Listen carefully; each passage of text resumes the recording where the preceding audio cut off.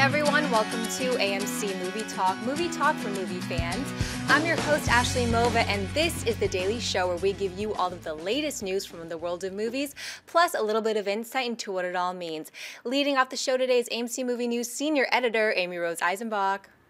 What up, guys? Happy Friday. Welcome back to Movie Talk. I don't know about you, but this week was really long, and I'm really excited for the weekend, not to mention I'm getting my live music fix with FYF Fest Music Festival this weekend, so I'm really excited. Also here, AMC Movie News Production Manager, Dennis Zen. I'm also glad it's Friday. After the show, I'm going to go watch Sin City 2. Nice. At the AMC Prime. I also got my live music fix last night. I saw Zombies at the Santa Monica Pier. Sweet. Also here, AMC's very own Alicia Malone. Hello. I'm working all weekend, but I'm happy that it's Friday, and I'm also happy that up here it looks like it's saying Shane Black is the Destroyer. Yeah. Also here, Editor-in-Chief for Nerdist.com, Brian Walton. Oh my God, it's Friday, and we're gonna have so much fun talking about movies today. And I know someone who celebrated his birthday yesterday. Happy birthday. I might have done that. You look so wise today. Yeah, well, you're wise when you're 33. You sure are. Yeah, that's the year it all comes together. I can't wait. On to the movie news. On to the movie news. J.K. Rowling's Harry Potter spin-off series, Fantastic Beasts and Where to Find Them, may have finally locked its director. Four-time Harry Potter helmer David Yates is in negotiations to direct the upcoming film. This story takes place 70 years before the events of the Potter series and centers around an author named Newt Scamander who devotes his career to the pursuit of magical creatures. Amy Rose, would you like to see Yates return to the franchise to direct this film? Yes, I would. I think he is very talented. He obviously did the last 4 of 8 total films, which is crazy to think about, that there were that many films. And I remember when they were going to split, Deathly Hallows into 2, and I was like, really? But it worked, and films were really good. If we were going to dip into, the armory of past Harry Potter directors, I would have preferred Alfonso Cuarón, because his film is still my favorite of the franchise.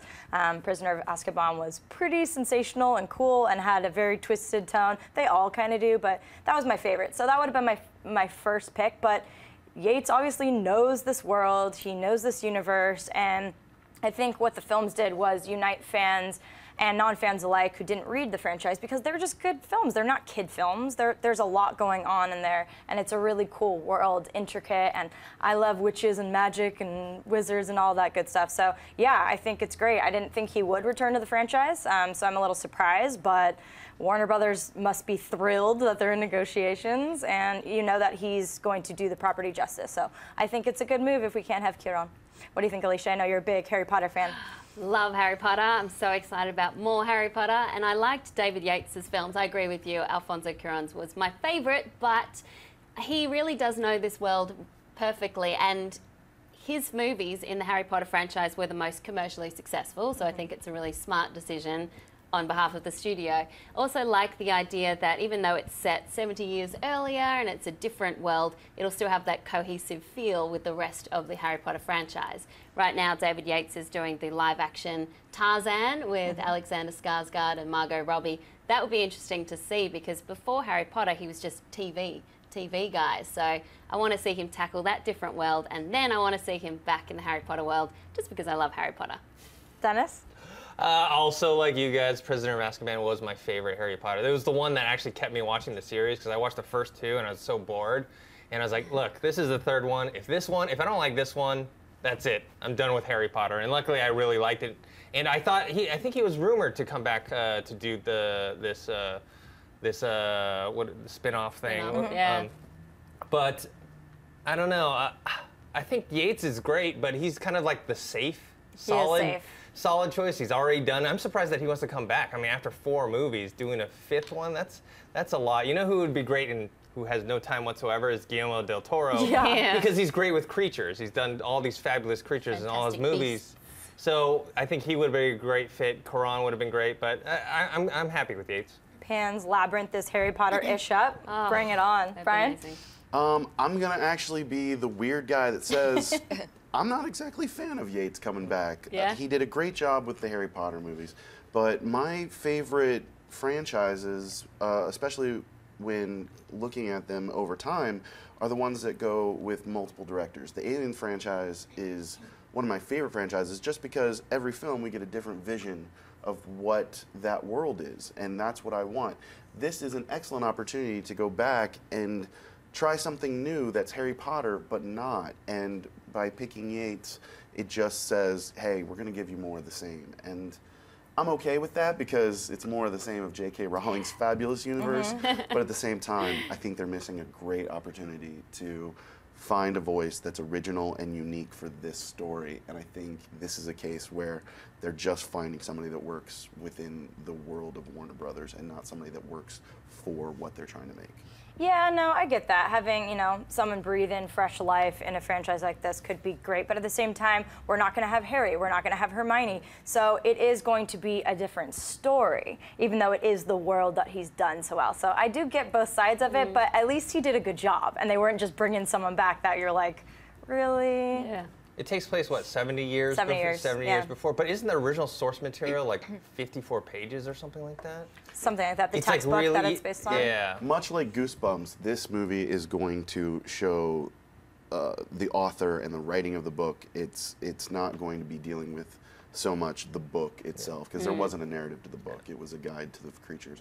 So this is going to follow the author of it and see him discovering these magical So it's going to be creatures. totally original, I guess. New. Yeah, Okay. and JK is, I like that you brought Goosebumps into this. Always a good call. All right, Ashley, what's next?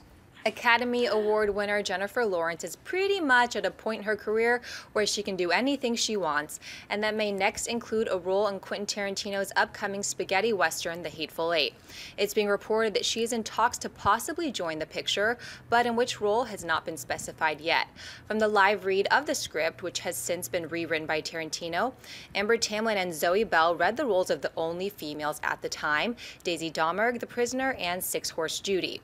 Brian, would you like to see Lawrence join Tarantino's film? Are you kidding? Of course I want to see this. I want to see Jennifer Lawrence do everything, not just Quentin Tarantino's movies. I want to see her show up in anyone's film because, honestly, she's shape-shifted and shot arrows into my heart. She is the best actress going right now. She can do whatever she wants, and yes, please, let's get that dynamic Quentin Tarantino dialogue out of Jennifer Lawrence's mouth as quickly as possible. I'm all for this. Alicia, what do you think? I totally agree. I was nodding all the way through that. She has shapeshifted into my heart also. I think she's strong and she's sassy, and that's what we see a lot happening with the Quentin Tarantino actresses that he chooses. I want to see her do the dialogue. She's done action with Hunger Games. She's done drama with Silver Linings Playbook. I hope this happens. I know Jeff Schneider from The Wrap has tweeted this morning saying her reps have denied this rumor, but I just really hope that it happens. When Come do on. reps not deny the rumor until they're ready to be like, just kidding, we wanted to make you excited? Yeah, I mean, I feel like this news hit, right, and everyone was like, yay, or very much in the upper, like, she's so overrated and this and that, and I feel like it's become popular to not like Jennifer Lawrence, which is ridiculous because she has this old movie star quality to her, this classiness that so many young actresses don't have, not to mention the chops to boot. So I would love to see this, and Tarantino just brings out the best in his performers, and this would be, no question, the edgiest role she took on, and throwing her in spaghetti western with the other cast that looks like it's coming together. This seems like a no-brainer good idea to me, and I really, really hope it happens. And it'd be a really great career move for her as well, because she's still partnering with David O. Russell on another project coming up, which they obviously do well with the Academy Awards department. So this would be, yeah, definitely a departure from her other work and just show it a different side that I think she should do right now in this career with the Hunger Games and all the other crazy madness she has. Jen, you're kind of just the best. Yeah. Dennis, what do you think? I would love to see this. Yeah, because she would do something different. I think she's a great actress, and she's done like the drama thing. She's done the superhero thing, the young adult book thing. Yeah. Why not play a character? I know Mystique was like a villain, right? But like, why not play a character that's really like maybe even unlikable? That might be a good thing for her because she is getting some of that backlash. I don't get it. it's one of those things where someone becomes too popular and too well-liked, they're like, oh, I hate them now, for no reason whatsoever. So maybe if she plays a character that maybe is not so likable, that might, you know, change things up for other people. She would still be so likable. It's just her curse. Just kidding. I will posit this. I don't necessarily want to see her in Hateful Eight, though. I would really love to see a Quentin Tarantino script for Jennifer Lawrence. I think Jackie Brown is by far one of his best movies, and I would like to see him write just a nice, solid script for a female lead again, I think. Well, you know that he likes working with people over and over again, so she's going to shine if she gets in the Hateful Eight, and I'm sure that he'll want to keep her as, you know, his muse, as other directors have proven they want to do as well, so I'm sure it won't be the last. Think of the gifts. All right, guys, we've now reached the buy or sell portion of our show. The lovely Miss Mova, our gatekeeper for today, has a couple other items going on in the world of movie news, and my wonderful panelists and I are simply going to say if we buy or sell it. Iron Man 3 Helmer Shane Black is now attached to direct the film adaptation of the popular adventure book series The Destroyer. Jim Uhls, who penned the screenplay for Fight Club, and James Mullaney, who served as the co-author and sole writer of the series until it ended in 2008, are penning the screenplay. Alicia, buy or sell the sounds of The Destroyer so far? I am buying this one, definitely, and for several reasons. The first, apparently Shane Black is a big fan of this book series, so it's always great when you see a director take on something that they're a huge fan of. Secondly, it sounds like it's a world of intrigue. It's about a cop who's sentenced to death, and then his death is faked by the government, so he can be a trained assassin for a secret organization. I love that idea, and that kind of reminds me of Kiss Kiss Bang Bang in a way, and I love that movie of Shane Black, so I'm hoping he brings that. Apparently has a lot of humor too, and that's what Shane is really good at. Hopefully it'll be set around Christmas, because that's what he likes. But I also love the idea that the Fight Club screenwriter is in charge of this one, because I know a lot of that great dialogue came from Chuck's book, but Fight Club is one of my favorite films, and after reading that book as well, I can see how well Jim adapted it for the screen, so I think he'll do a great job here too. Great. Dennis? I'll buy it as well. You bring up Kiss Kiss Bang Bang, I think that's what makes me more excited about this, because I'm not familiar with this book series, but because it sounds like it's more that action comedy with a pulpy feel to it, he already did that with Kiss Kiss Bang Bang, and so I think he's a good fit. I am interested why he's not writing it, because his background is in writing. He wrote the Lethal Weapon movies and a bunch of other action movies that we know, so I'm surprised that he's letting someone else write it. You brought up my exact point, like, he is a great director, but he's an even better writer, and I would think that he would be involved in that aspect. But if you're going to get the, you know, screenplay adapter of Fight Club, which is also just phenomenal, that is one of my favorite book to film adaptations. They just killed it. And then you're gonna get, you know, the co-author and like main writer of the series, which I always like for the consistency factor, for getting the old fans. I too also didn't read it, so, but this is definitely a wheelhouse he's just mastered, so I'm looking forward to it, and all the players are intact, so I think it should be good. To say something different, I'm just gonna say, oh, I'm with you guys. I'm sorry, I got it. On this one, Shane Black is the master of the neo-noir. I want that style against The Destroyer. I think he brings a lot of visuals that are perfect for this book series. And I think when it comes to his directing style, I'm fine with him not writing it, because he honestly does have a very gripping, good visual storytelling style. He can tell a story, and not a lot of directors can really do that lately. We get great visuals and really dynamic scenes, but with Black, it's always the story. And when you're adapting a book like The Destroyer, that's what we want. So I'm all for it. Cool. What's next? A new photo of Joaquin Phoenix from Paul Thomas Anderson's Inherent Vice has been released. Based on Thomas Pynchon's crime novel of the same name, Phoenix plays a detective and Benicio del Toro plays the attorney who helps him get out of trouble. Dennis, buy or sell this new photo of Phoenix from Inherent Vice? Oh, it's a big buy for me. I'm dying to see this as one of my most anticipated movies of the year. I'm a big fan of Paul Thomas Anderson, and actually crime drama is my favorite genre. So you mix those two together and you have this. I'm wondering though, which Paul Thomas Anderson style is going to come out in this movie, because you have his There Will Be Blood, the master style, and then you have his Boogie Night style. I'm actually hoping more for the There Will Be Blood style. that even though this is set in the 70s, so I'm not too sure. I haven't read the book, so I'm wondering which one it's going to be. But I'm really looking forward to it. And you have Joaquin Phoenix rocking the 70s look with the mutton chops. Yeah, enthusiastic buy for me as well. I love Paul Thomas Anderson. I'm sure it will still have the father-son dynamic that all his films have. And Joaquin Phoenix, I mean, he's a fantastic actor, unquestionably, but I am excited for him to kind of go away from the subtle into the explosive, you know, because he's always playing these really understated characters that go a little crazy recently. The last one I saw was The Immigrant, same exact thing, and he's amazing at that, but this seems like it's going to be, you know, a different role for him. With Paul Thomas Anderson directing, amazing, and I'm excited to see Benicio del Toro play another attorney, like Fear and Loathing. That's your attorney, I'd like to advise you, it's so good. So yeah, I'm really excited about this one. I gotta say, I'm excited as well. It does look like we're getting our first look at the next X-Men movie. It looks like Colossus and Wolverine are having lunch. Yeah. But I gotta say, Paul Thomas Anderson can't do a lot wrong. He makes quiet, thoughtful, introspective movies, and I cannot wait to see this one. And Joaquin Phoenix is the type of actor that can deliver really powerful performances when he's given room. So I can't wait to see what they do together again after The Master. Obviously, I want to see this. Yeah. Yeah, same with me. I am dying to see this movie. I buy anything that P.T. Anderson is selling. And I agree with you guys. Joaquin Phoenix and him together, as they proved in The Master, is so brilliant. And I also think P.T. Anderson is so skilled at being able to transport you into another time and place. Whether it is the 70s porn vibe or the 1890s oil fields of New Mexico, you always feel like you are in that place because of all the production design and the cinematography. And this looks fantastic. I love those sideburns. Oh, and the scores he always has. You brought up There Will Be Blood, Johnny Greenwood from Radiohead. Like, they're always haunting and wonderful, and that's just the kind of filmmaker he is. All elements are meaningful.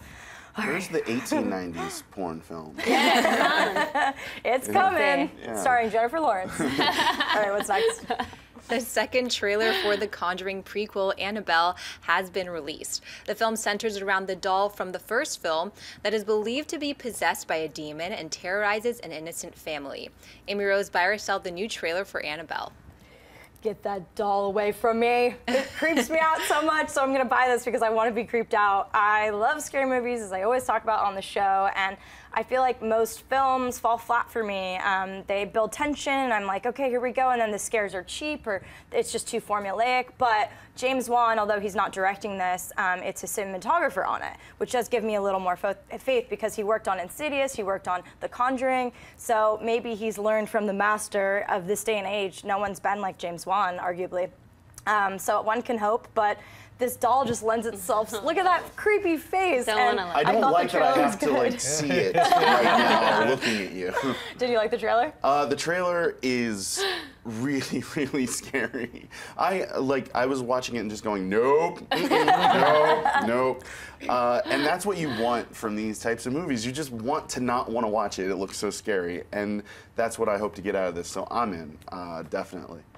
Dennis? I buy it as well. It is a scary trailer, which we don't always get. Like something like, you know, we've talked about that Ouija movie that's coming out soon. When you watch it, it's not scary. No. It does like, you know, this also does the horror tropes as well, but at least it executes it very well. It freaks you out, where something like the Ouija was just like, you're like falling asleep by the end. Yeah. This looks really freaky and scary, the doll, and then that end sequence with at first I was laughing because it had a little girl running towards the door. I'm like, whatever, and then she turns into the older woman. You're like, ah! Yeah, so I'm all for it.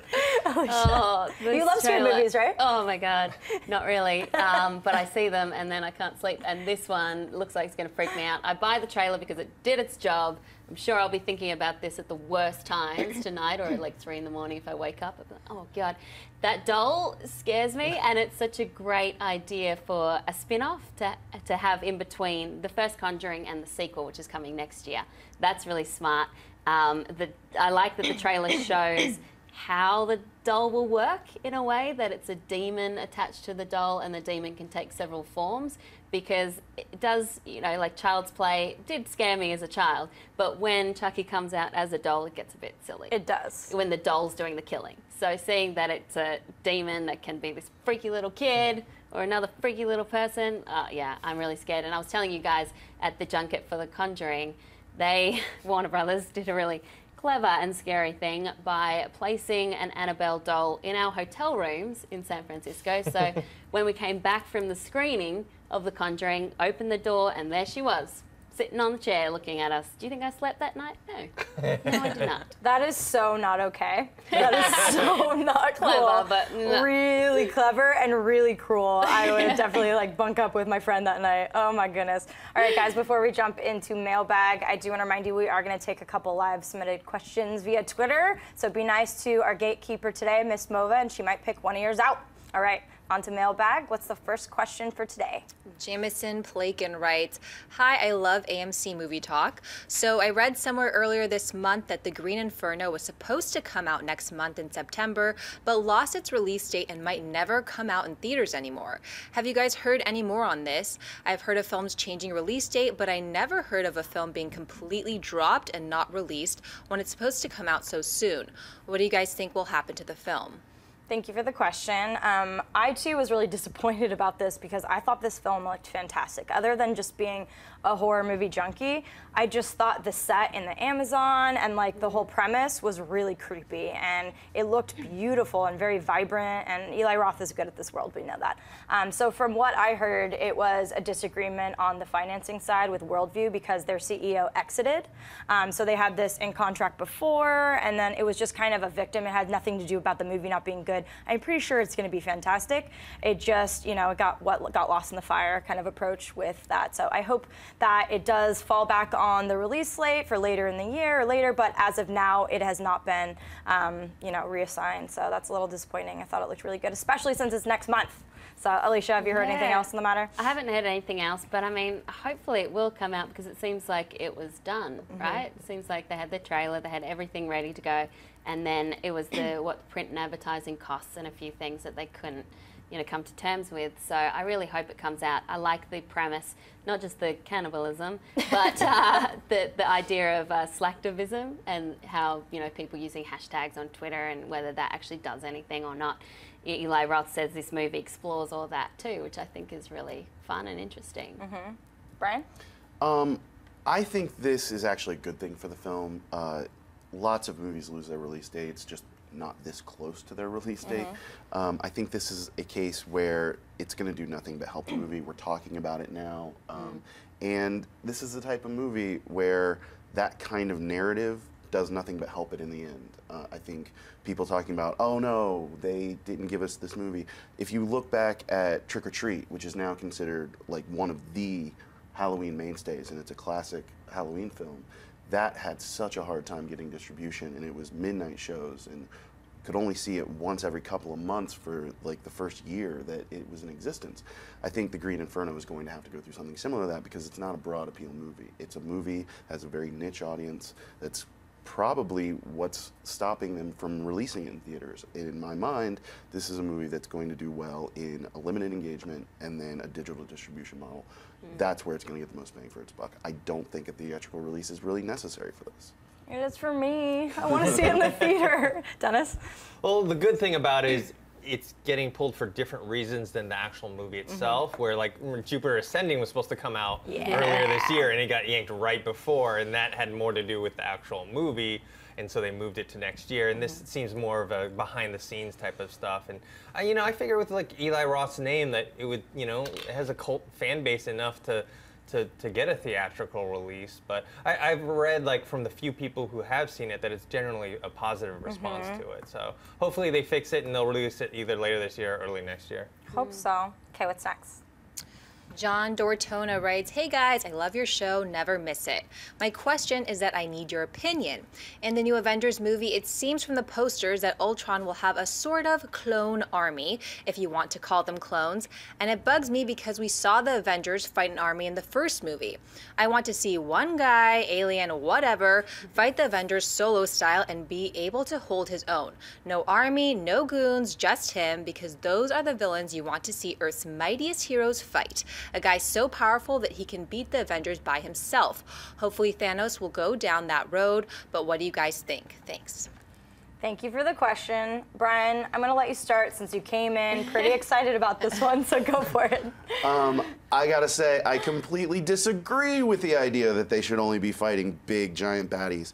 Ultron always builds versions of himself. He builds massive armies of himself. This is true to the comics. This is what I want to see. This is the Ultron I want to see. A powerful... Here's the thing about Ultron, and I want to tell you this right now. He is a big baddie who can beat the Avengers on his own. That's why this is an intense picture. It's like, if you look at this, this is tons and tons of guys who can beat the Avengers on his own, and yet, look how many of them there are. This is the threat that the Avengers have to face in the next one. I'm in. Yes, by all means. I don't like the idea of just one big baddie, because this is one big baddie in a lot of bodies, and I'm so down with this. I am so psyched. I love that poster, first and foremost. I think it's beautiful and epic, and it builds excitement that's already been there, so I'm excited. I get both sides of it. On one hand, it would be pretty cool for Thanos or whoever to come out swinging with our favorite ensemble together, some of our favorite Justice League too, just to make sure DC and Marvel coexist here, guys.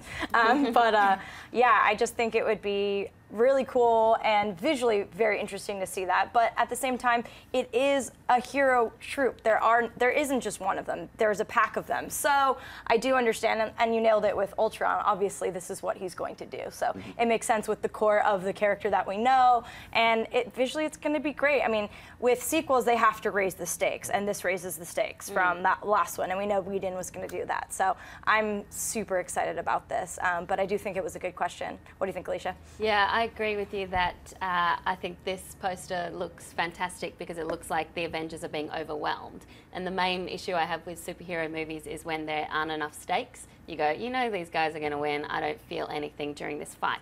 But this looks like it's going to be a war that they have to fight against. Although in Guardians of the Galaxy, I felt like we were waiting for Thanos. Like, Thanos was the big baddie, and we just had to get through the other guy to get to the big baddie. So I can't wait to see Thanos in action, but I'm totally fine with Ultron's army, particularly because Ultron, voiced by James Spader. I cannot wait to see that. I think they're saving Thanos for the third movie, and I think what he's talking about is going to happen. Thanos is going to come down, and I think a movie like this can actually only help because you see in the first movie they're fighting this big alien army, right? And it's all the Avengers. Remember, it's not one superhero; it's a bunch. So you need a big force, and then you have this with Ultron.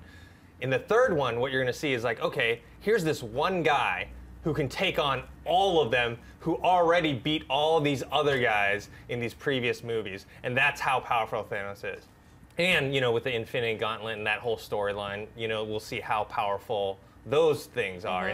And yeah, you're right, with Ultron, in the comic book, if you read Age of Ultron, it's not a spoiler or anything, you actually don't see the actual Ultron himself very much. It's all like his little bots.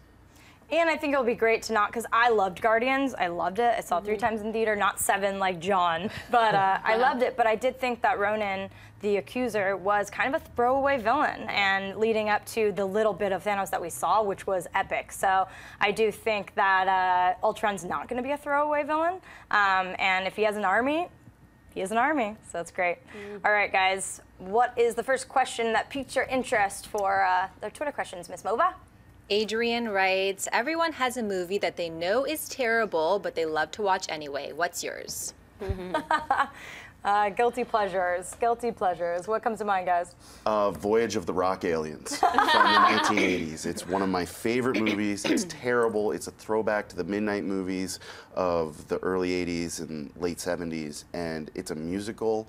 And it's ridiculously bad, but I get such joy out of it. And the first 20 minutes is a music video starring Tito Jackson. So, like, it's got everything. It's got really, really bad creature effects. It's a musical, and the dancing is just way better than it should be. The choreography in this movie is, you're watching it and you're like, that's where you spent the budget?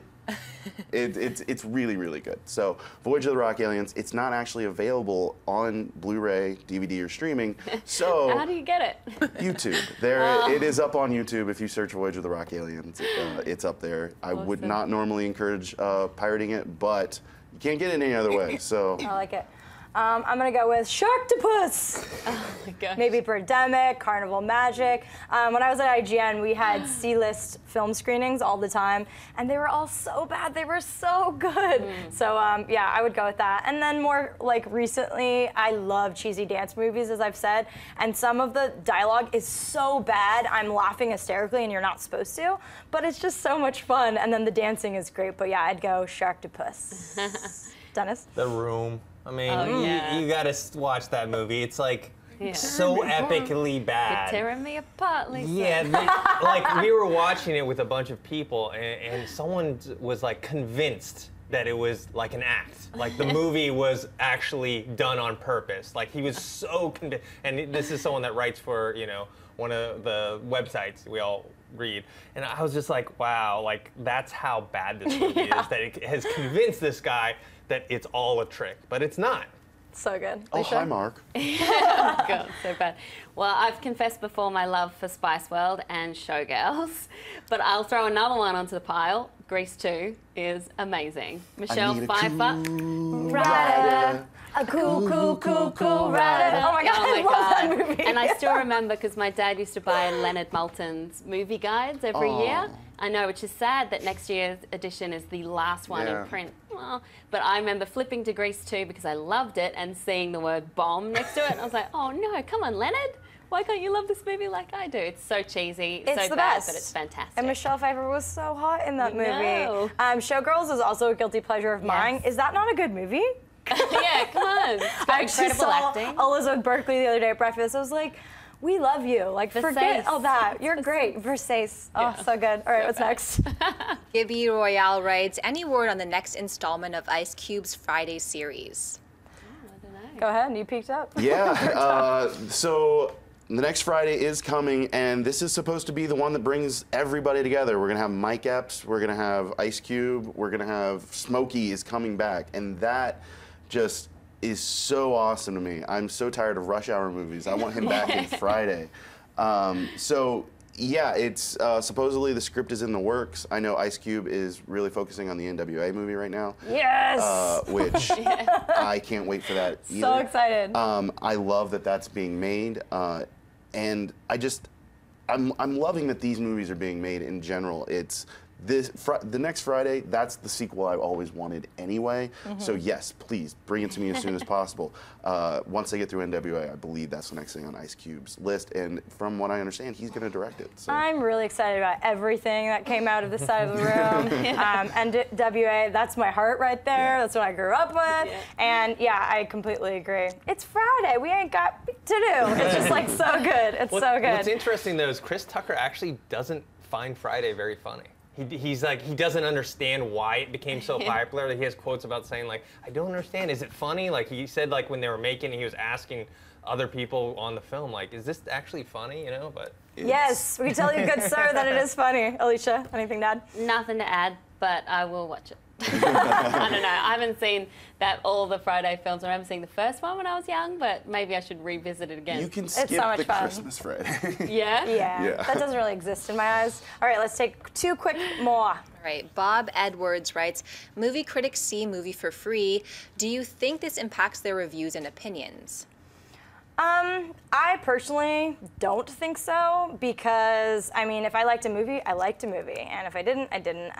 You know, a lot of the times studios will fly people out to a set visit and it'll be like the most magical experience and then they didn't like the movie. Would they paint it a little more favorably? I don't know. I can't answer for them. But from my own standpoint, I'm pretty confident with my own opinions and whether I spend money on it. I mean, I think that just shows how much I want to see it if it's not playing in a theater right away. And I'd find the one theater, you know, then I know that my interest is really high, but no, that doesn't taint where I stand. If I loved a film, whether or not, it wouldn't matter if I spent money on it or not. Alicia? Yeah, I agree. And the good writers wouldn't let it affect them, wouldn't let all the perks affect them, wouldn't let the amount of movies you see per week affect you. But of course, there are certain critics and writers who are quote whores, as they call them.